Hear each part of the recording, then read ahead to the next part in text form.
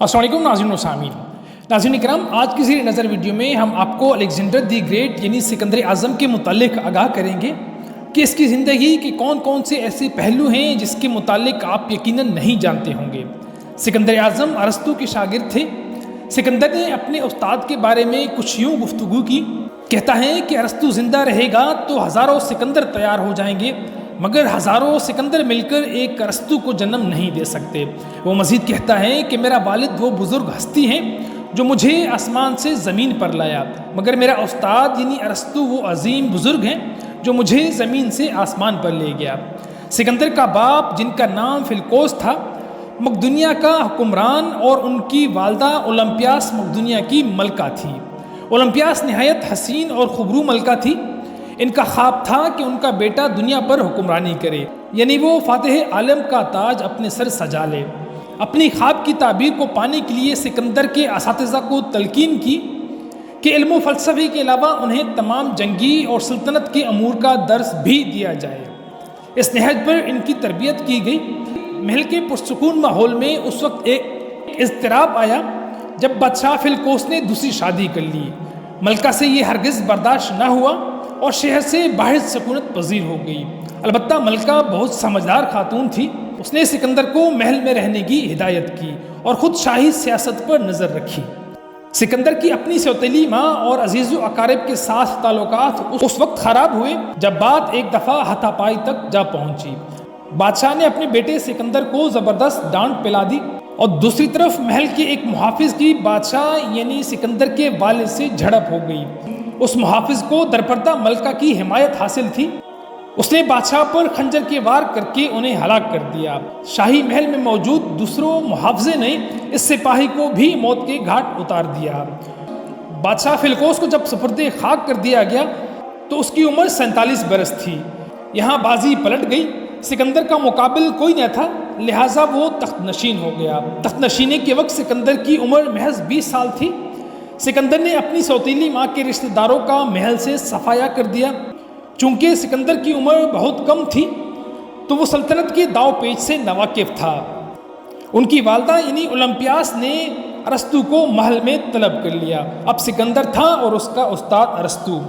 ارسطو نے انہیں سبق دیا کہ ہر انسان اللہ کا بندہ ہے اور ہر انسان کو باعزت زندگی گزارنے کا پیدائشی حق حاصل ہے۔ سکندر کو بہترین قیادت اور فن تعمیر سے بھی روشناس کروایا۔ اس نے استاد کے سنہرے اصولوں کو کبھی فراموش نہیں کیا۔ ناظرین اکرام، جب مقدونیہ کے گرد و نواح میں چھوٹی بڑی ریاستوں میں بغاوت پھوٹ پڑی تو سکندر نے ان بغاوتوں کا فائدہ اٹھاتے ہوئے ان ریاستوں پر چڑھائی کر دی۔ ان کے املاک کو تباہ و برباد کر کے ان کو نظر آتش کر دیا۔ کچھ مدت بعد مقدونیہ کے محل بیگ کراں میں سکون پیدا ہوا تو یونان کے وسیع اتحاد کی طرف متوجہ ہوا۔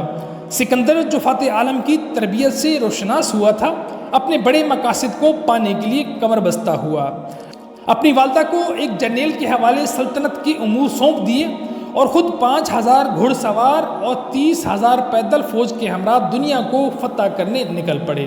البتہ ان کے استاد ارسطو نے سکندر کی اس مقصد میں ان کا ساتھ دینے سے اجتناب کیا۔ انسانوں کی جان کی قیمت اتنی ارزاں نہ تھی کہ ارسطو انہیں پانی کی ندی نالوں کی طرح بہتے ہوئے دیکھتا۔ سکندر اعظم نے روانگی سے قبل مقدونیہ کے باسیوں کو دعوت عام دی، سوائے ایک درویش صفت بزرگ جن کا نام مورخین نے دیوجانس کلبی لکھا ہے کے علاوہ تمام لوگ سکندر کی دعوت پر لبیک کہتے ہوئے ان کے دربار میں پہنچ گئے۔ سکندر اس تقریب کی خوشی کو دوبالا کرنا چاہتا تھا۔ وہ اس بزرگ فلسفی کے پاس پہنچ گیا جو سردی میں دھوپ سیک رہا تھا۔ سکندر نے عرض کی، میں آپ کی خدمت کرنا چاہتا ہوں۔ درویش نے جواب دیا، الیگزینڈر ذرا دھوپ آنے دیں۔ سکندر وہاں سے باہر نکل آیا۔ ناظرین اکرام، بادشاہ کو فقیر ملنے سے انکار کر دے تو بادشاہ کی وقت ہی نہیں رہتی، خواہ پھر وہ کسی فقیر کے ٹکڑے ٹکڑے ہی کیوں نہ کر دے۔ یہی حال سکندر کا ہوا، مگر یہ حقیقت ان پر واضح ہو گئی کہ درویش صرف لوگوں کو سلطنت کی طاقت اور ڈر سے مرغوب نہیں کیا جا سکتا۔ وہ درویش کی جھونپڑی سے واپس آ گیا۔ اس درویش کے ہاتھ میں ہمیشہ ایک جلتا ہوا چراغ رہتا تھا۔ کسی بھی شخص سے سرگوشی کرتے ہوئے کہتا کہ مجھے انسان کی تلاش ہے، سورج کی روشنی میں تو دکھائی نہیں دیتا، شاید چراغ کی لو میں نظر آ جائے۔ کہا جاتا ہے کہ درویش کلبی ایک دن دال کھا رہا تھا، کسی درباری نے تنزیہ یہ کہا کہ اگر بادشاہ کی تعریف کرتے تو دال نہ کھا رہے ہوتے۔ انہوں نے مسکرا کر جواب دیا، اگر تم دال کھاتے تو کسی بادشاہ کی چاپلوسی نہ کرتے۔ سکندر جب اپنی فوج کے ہمراہ درہ دانیال پہنچا تو برصغیر ان کے ضد میں تھا۔ سکندر کا پہلا معرکہ فارس کے بادشاہ دارا کے ساتھ برپا ہوا۔ جنگ کے آغاز میں دارا کو برتری حاصل رہی، مگر جلد ہی پھانسا پلٹ گیا۔ سکندر جو بہترین جنگی مہارت رکھتا تھا، اپنی حکمت عملی کے باعث دارا کے فوج کو شکست دینے میں کامیاب ہو گیا۔ جب پہلا محاذ فتح کیا تو چاروں طرف سکندر کا رعب و دبدبا پھیل گیا۔ اس جنگ میں دارا کی والدہ اور ان کی جوان بیٹیاں گرفتار ہوئی۔ اس کی ایک زوجہ جنگی ماحول کی بدولت ہلاک ہو گئی تھی۔ سکندر نے تمام شاہی اعزازات کے ساتھ انہیں دفن کیا اور باقی ماندہ خواتین سے انتہائی حسن اخلاق روا رکھا۔ اس جنگ میں دارا کے ایک جرنیل کی زوجہ بھی اسیر ہوئی جو نہایت خوبرو اور حسین و جمیل تھی۔ اسے حیرانگی ہو رہی تھی کہ سکندر نے اسے شادی کا پیغام بھیجا۔ وہ اسے نکاح کرنا چاہتا تھا، بالآخر سکندر نے اسے اپنی منکوحہ بنا لیا۔ اس طرح اس عورت کو سکندر کی پہلی زوجہ کا اعزاز بھی حاصل ہوا۔ اس کے بعد سکندر مصر کے شہر پر حملہ کر کے اسے بھی فتح کر لیا تو بے تحاشا دولت ہاتھ آئی۔ پھر غزہ پر حملہ آور ہوا تو جلد ہی اس پر قابض ہو گیا۔ قسمت کی دیوی سکندر پر مہربان تھی، جدھر جاتا فتح اس کے قدم چوم لیتی۔ مصر کو فتح کرنے کے بعد دریائے نیل کے ساحل پر ایک نیا شہر آباد کیا جو اس کے نام سکندریہ پر مشہور ہوا۔ وہاں ایک بڑا کتب خانہ اور عجائب گھر بھی تعمیر کروایا۔ سکندر کی تعمیر کردہ شہروں میں کابل، ہرات، غزنی کے شہر اور ہندوستان میں پٹیالہ اسی سے منسوب ہیں۔ بعض لوگ اسے پٹالہ بھی بولتے ہیں۔ سکندر کی مسلسل فتوحات نے دارا کو مجبور کیا تو اس نے سکندر کو صلح کا پیغام بھیجا اور کہا کہ وہ اپنی دختر اس کی نکاح میں دے گا اور بیش بہا دولت سے مالا مال کر دے گا، لیکن سکندر نے اس پیشکش کو قبول کرنے سے معذرت کر لی۔ سکندر کی پیش قدمی جاری رہی اور بادشاہ فارس کے ساتھ دوسرا معرکہ مسنوا کے کھنڈرات میں برپا ہوا۔ دارا کی فوج کی تعداد 10 لاکھ تھی، مگر جنگی مہارت سے ناواقف تھے۔ میدان جنگ میں حوصلے اور بہترین حکمت عملی ہمیشہ تعداد پر برتر رہی ہے۔ دوسری جانب سکندر کے متعلق یہ افواہیں گردش کر رہی تھی کہ انہیں دیوتاؤں اور دیویوں کی سرپرستی حاصل ہے۔ ان افواہوں نے سکندر کو مزید قوت بخشی، حالانکہ سکندر خود ان نظریات کا قائل نہ تھا۔ وہ اپنی قوت پر نازا تھا۔ فارس کا بادشاہ 10 لاکھ فوج کو جمع کرنے میں تو کامیاب ہوا، مگر ان میں جذبہ اور حوصلے پیدا نہ کر سکا۔ سکندر کے ماتھے پر ایک دفعہ پھر کامیابی کا جھومر سج گیا۔ اس کے بعد سکندر شوس، جس میں زرتشت کے مذہب کے پیروکار تھے، ان پر بھی قابض ہو گئے۔ اس کی اگلی منزل، جس کا موجودہ نام شیراز ہے، جو فارس کا دروازہ کہلاتا تھا، یعنی ایران کا دروازہ، اس کا ہدف تھا۔ اس کے گردنواں میں ایرانی فوج سکون پذیر تھی کہ سکندر کے لشکر نے ان پر دعویٰ بول دیا۔ اس اچانک حملے سے ایرانی فوج میں بھگدڑ مچی اور راہ فرار اختیار کرنے لگے۔ ایک دفعہ پھر بیش بہا قیمتی خزانے ہاتھ آ گئے جو سوش کے خزانوں سے 3 گنا زیادہ تھے۔ اس کے بعد سکندر ایران کے عظیم بادشاہ سارس کی مرکت پر گیا اور انتہائی افسردہ ہوا کہ عظیم و شان سلطنت کا حکمران مٹی کے چادر لیے سو رہا تھا۔ دوسری جانب بادشاہ دارا فرار ہو کر اغوناٹا شہر میں جا چھپا جو آج کل ہمدان کہلاتا ہے۔ سکندر کو جب اس بات کا علم ہوا تو اپنی فوج لے کر اغوناٹا شہر میں داخل ہو گیا۔ دارا وہاں سے کوچ کر گیا۔ سکندر نے اس کا پیچھا کیا، جلد ہی انہیں ریگستانی علاقے میں جا لیا۔ جب دارا کے جرنیل وسوس نے بھاگنے پر اصرار کیا تو بادشاہ فرار سے انکاری ہو گیا۔ وسوس آپے سے باہر ہوا تو خنجر کے پے در پے وار کر کے بادشاہ کو موت کے گھاٹ اتار دیا۔ جب سکندر جائے وقوع پر پہنچا تو بادشاہ فارس کی لاش بیارو مددگار بیل گاڑی میں پڑی تھی۔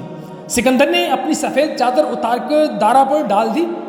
سکندر نے تمام تر شاہی اعزازات کے ساتھ دارا کو دفن کر دیا۔ ناظرین اکرام، جب فارس 327 قبل از مسیح میں فتح ہوا تو اس وسیع سلطنت کا بھی خاتمہ ہوا۔ فارس کا موجودہ نام ایران ہے۔ ایران کی فتح کے کچھ عرصہ بعد سکندر پر انتہائی پریشان کن وقت آیا جب اس کا بچپن کا ساتھی اور رضائی بھائی کلائٹ، جو ہمیشہ کٹھن حالات میں ان کا ساتھ دیا کرتا تھا، ایک شام بہت شراب نوشی کی اور نشے میں دھت سکندر کے سامنے آیا۔ سکندر دیوتا کے لیے قربانی دے رہا تھا۔ کلائٹس جام کو زور سے زمین پر مارتے ہوئے کہنے لگا، تمہاری قربانیاں انسانوں کے بہائے ہوئے خون کا موازنہ نہیں بن سکتی، دیوتا تم سے خوش نہیں ہو سکتے، تم اور تمہارے سپاہی خون پیتے بھیڑیے ہو، انسان ہمیشہ سے سچ برداشت نہیں کر سکتا، اور جب سامنے والا بادشاہ ہو تو سچائی کو اپنی رسوائی سمجھتا ہے۔ سکندر اس جذباتی لمحے پر قابو نہ پا سکا اور پاس کھڑے سپاہی سے خنجر لیا، اپنے دوست کے سینے میں پیوست کر دیا۔ کلائٹس موقع پر ہی ہلاک ہو گیا۔ اس کے بعد سکندر نڈھال ہو گیا۔ بچپن سے جوانی تک کی رفاقتیں اور معرکے ستانے لگی۔ سکندر پہلی بار اذیتوں کا شکار ہوا۔ ہزاروں لاشوں پر جس کی آنکھ نہ بھری تھی، آج اس کی آنکھیں اشک بار ہو گئی۔ اس منظر سے پورا لشکر سوگوار ہو گیا۔ اسے کھانے پینے کا ہوش نہ رہا۔ 3 دن بعد اس کے 2 جرنیل سکندر کے خیمے میں داخل ہوئے تو سکندر لاغر ہو چکا تھا۔ اس کی مسلسل روتی آنکھیں سرخ ہو چکی تھی۔ جرنیلوں نے تسلی دیتے ہوئے کہا کہ کلائٹس کی موت کسی کے ہاتھ نہیں بلکہ دیوتاؤں کی مرضی سے ہوئی ہے، کیونکہ دیوتا جو چاہتے ہیں وہ کر گزرتے ہیں، اور دیوتا کسی کے خواہش کے احترام میں اپنی ارادوں کو ذرا بھی نہیں بدلتے۔ وہ سکندر کو بامشکل کھلی فضا میں لے آئے تو سکندر مشرق کی طرف متوجہ ہوا۔ کوہ ہندوکش کو عبور کرتے ہوئے پاکستان کے موجودہ علاقے سوات سے ٹیکسلا آیا، جس کے حکمران راجہ امبی نے سکندر سے مقابلے کے بجائے اس کا شاندار استقبال کیا اور بہت خاطر تواضع کی۔ لیکن صرف 4 سال بعد اس خطے کے نئے حکمران نے سکندر کی فوج کو شکست دے کر انہیں ٹیکسلا کے گردنواں سے نکال دیا۔ ٹیکسلا کے نکالے جانے کے بعد سکندر جہلم کی جانب روانہ ہوا۔ جہلم کے حکمران راجہ پورس سے جنگ ہو گئی، لیکن راجہ کے سپاہی اپنی ہی ہاتھیوں کے بھگدڑ سے شکست کھا گئی۔ پورس کو گرفتار کر کے سکندر کے سامنے لایا گیا تو اس نے برملا کہا، تیرے ساتھ کیا سلوک کیا جائے؟ پورس کا پراعتماد جواب آیا کہ بھائی سلوک جو ایک بادشاہ بادشاہوں کے ساتھ روا رکھتا ہے۔ سکندر اس جواب سے انتہائی متاثر ہوا اور حکم دیا کہ بورس کا جہلم واپس لوٹا دیا جائے۔ اس کی اگلی منزل ہندوستان تھی تو فوج نے بغاوت کر دی۔ جو 10 سال سے اپنے اہل و عیال سے دور تھے، وہ ایک قدم اٹھانے پر بھی راضی نہ تھے۔ سکندر نہ چاہتے ہوئے بھی واپس روانہ ہوا تو خشکی کے راستے دریائے سندھ کو عبور کرتے ہوئے ایران سے بابل جا پہنچا۔ سکندر اچانک شدید بخار میں مبتلا ہو گیا۔ اگلے 3 دن کے اندر سکندر میں چلنے تک کی سکت باقی نہ رہی۔ اس کی علالت کی خبر جنگل میں آگ کی طرح پھیل گئی۔ اس کے جرنیل عیادت کے لیے آئے تو ملاقات سے معذرت کر لی۔ کچھ دن صبر کے گھونٹ پیے اور پھر بے اختیار ہو کر اس کی خوابگاہ میں داخل ہو گئے۔ مقدونیہ کا بادشاہ فاتح عالم، جس کے ایک اشارے پر انسان سجدہ ریز ہو جاتے تھے، بے بسی اور بیچارگی کے عالم میں بے رحم موت کے آگے زندگی ہار بیٹھا۔ سکندر کی یہ کیفیت اس سے قبل کبھی نہ دیکھی گئی۔ تند و تیز آندھیوں میں چٹان کی طرح مضبوط اعصاب کا مالک ان کے سامنے بے بسی اور بے چارگی میں بستر مرگ پر پڑا رہا۔ اپنے جرنیلوں کے سلام کا جواب دینے سے بھی قاصر تھا۔ سکندر 323 قبل مسیح میں بابل کے شہر واقعہ بخت نصر کے محل میں سفاک موت سے ہار گیا۔ اس وقت سکندر کی عمر محض 32 سال اور 8 ماہ تھی۔ کہتے ہیں کہ سکندر سے کسی نے پوچھا کہ اتنی چھوٹی عمر میں دنیا کیسے فتح کر لی، تو جواب دیا کہ دشمنوں کو مجبور کیا کہ میرے ساتھ دوستی کر لے، اور پھر دوستوں کو یہ جسارت نہ تھی کہ مجھ سے دشمنی مول لیتے۔ دارا کی موت کے بعد سکندر بھی موت کے شکنجے سے بچ نہ سکا۔ دونوں کی عظیم الشان ریاستیں ایک ساتھ منہدم ہو گئیں۔ مرنے سے پہلے سکندر نے وصیت کی تھی کہ میرے مرنے کے بعد میرے دونوں ہاتھ تابوت سے باہر نکال دیے جائیں تاکہ دنیا والے دیکھ سکیں کہ فاتح عالم بھی اس دنیا فانی سے خالی ہاتھ جا رہا ہے۔ آخر میں دعا ہے کہ اللہ رب العزت ہمیں گناہوں سے بچنے اور نیک اعمال کرنے کی توفیق عطا فرمائے۔ آمین ثم آمین۔